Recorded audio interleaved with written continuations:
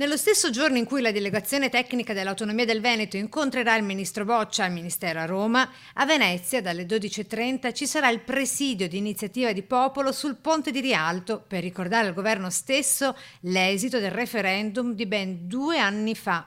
Siamo più comitati che rappresentano il Veneto, ovviamente anche in questo caso la questura è avvisata, siamo stati autorizzati, quindi non ci sono problemi di ordine pubblico, ma sicuramente una pacifica dimostrazione democratica.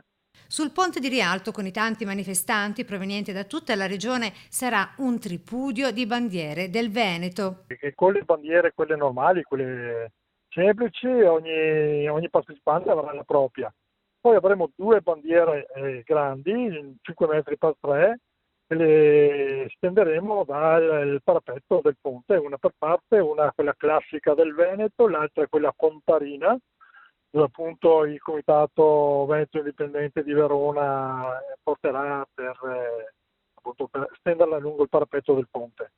Poi abbiamo anche un'altra bandiera ancora più grande, lo stenderemo sulla scalinata del ponte.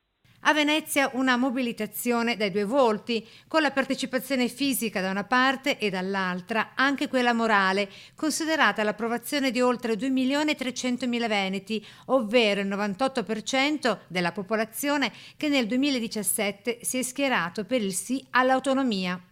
E l'autonomia non è il capriccio dei ricchi del nord, ma un bisogno di una realtà che continua a far fatica a crescere, che se avessimo la possibilità di gestire in maniera più oculata, più attenta le nostre risorse, sicuramente potremmo dare molto di più.